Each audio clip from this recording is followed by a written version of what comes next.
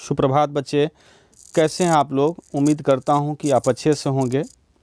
मैं कुशल हूं और सदा आपकी कुशलता की कामना करता हूं। व्याकरण वर्ग 8 के लिए आपके पास लेकर उपस्थित हूं। पहले भाग में हमने मौखिक अभिव्यक्ति के बारे में जाना और सप्ताह के दूसरे वीडियो में हम सार लेखन की बात करते हैं। सार का अर्थ है मूल तत्व। किसी चीज़ का आप सुने होंगे कि आप पूरे का सार बताइए, इसका सार क्या हुआ, यानी उसके मुख्य तत्व क्या हुए हैं। किसी गद्यांश या अनुच्छेद के मुख्य भाव या विचार को छोड़े बिना उसके संक्षेप में लिखना सार लेखन कहलाता है। यानी कोई भी गद्यांश आपको दे दिया जाता है, अनुच्छेद दे दिया जाता है, तो उनका मुख्य विचार, मुख्य भाव और विचार को उसमें रखना जरूरी होता है। यानी उससे आप अलग नहीं हो सकते हैं। उसे रखते हुए संक्षेप में लिखने का जो तरीका होता है सार लेखन होता है। सार लेखन में मुख्य भाव या विचार को इस प्रकार लिखा जाता है कि पाठक को रचनाकार का मंतव्य स्पष्ट रूप से समझ आ सके।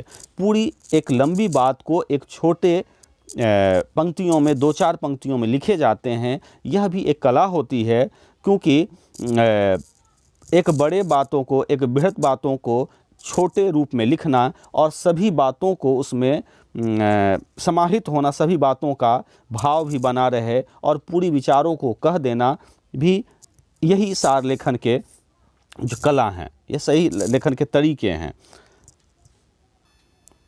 सार लेखन की विधि की बात करें तो सार लेखन का अभ्यास के लिए आवश्यक और अनावश्यक विषय वस्तु को पहचानने की योग्यता, कुशलता विकसित करनी पड़ती है कि हम किन बातों को हम लिखेंगे, किन बातों को नहीं लिखेंगे, कौन सी बात हमें सार लेखन के लिए आवश्यक है, कौन सी बात हमें सार लेखन के लिए अनावश्यक है, जिसकी चर्चा हम नहीं करेंगे। जो आवश्यक रहेगा हम उन्हीं भाव या विचार को रखेंगे।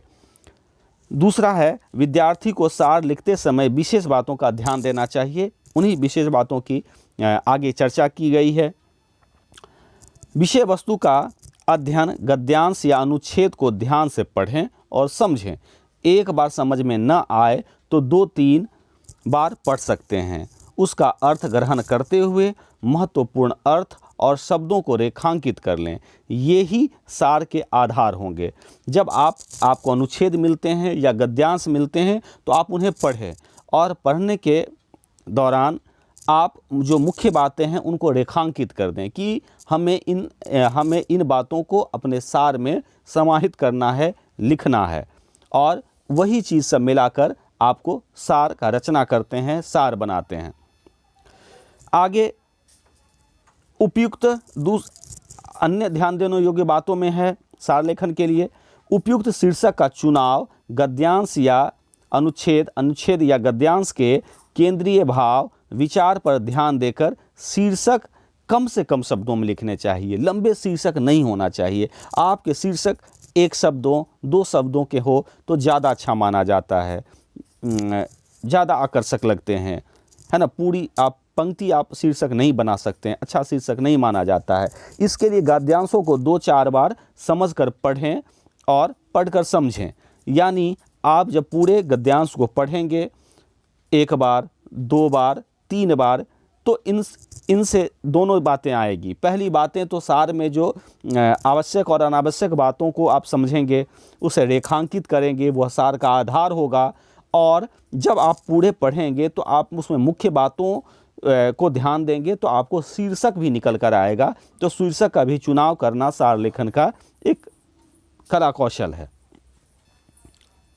सार लेखन के ध्यान देने की बातें में आवश्यक को स्वीकार करना, विशेष नाम, आवश्यक तथ्य, आंकड़े सार लेखन में होनी चाहिए। अगर आप कहीं किसी पुस्तक की बातों या कहीं कोई आंकड़े आपको मिल जाते हैं, कहीं सत्यता की बातें आती है, स्पष्ट हैं, तो उन बातों को सार लेखन का हिस्सा होना चाहिए कि निश्चित, जिससे पता चलता है कि उसमें सत्यता का बोध करवाता है, सच्चाई का बोध करवाता है। तो कोई आंकड़े हों या आवश्यक तथ्य हों सार लेखन में होने चाहिए। लेने चाहिए। अनावश्यक को अस्वीकार करना, बेकार की बातों को अन्य बातों भी दिए रहते हैं। हो सकता है कि वो बेकार की बातें नहीं रहें, काम की ही बातें रहें, लेकिन सार लेखन के लिए वह उपयोगी न हो तो उसमें हम नहीं लिखेंगे। गद्यांश के उदाहरण, उद्धरण, मुहावरे, अलंकारिता का प्रयोग को छोड़ देना चाहिए। यह सार लेखन में के लिए आवश्यक होता है। चूँकि सार लेखन हम जो अनुच्छेद होते हैं उसका 1/3 ही लेते हैं तो छोटा रचना होती है, 3-4 पंक्तियों में हो जाती है, या जो भी रहते हैं उसके 1/3 लेते हैं, तो अनावश्यक को हम स्वीकार इसमें नहीं करते हैं सार लेखन में। सार लेखन के लिए ध्यान देने की बातों में अपनी ओर से कोई टिप्पणी आदि न देना। सार लेखन में अपनी ओर से कुछ न लिखें। जो अनुच्छेद या गद्यांश में दिया हुआ है उन्हीं बातों को निचोड़ कर, उन्हीं बातों को पढ़ने के बाद आप 2-3 पंक्तियों में मुख्य बातों को यानी सार को, पूरे गद्यांश के मुख्य तत्व को ही लिखना सार लेखन है।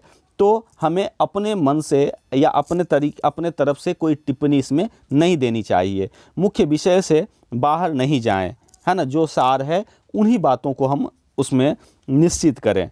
सार का आकार गद्यांश के लिए 1/3 से अधिक न हो, इस बात का ध्यान दें।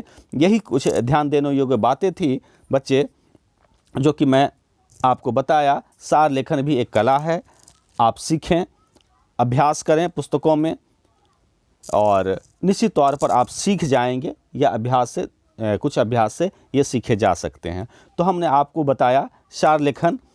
आज अगले भाग में हम लेकर भाव पल्लवन आए हैं, जो कि वर्ग 8 के लिए होगी। धन्यवाद तब तक।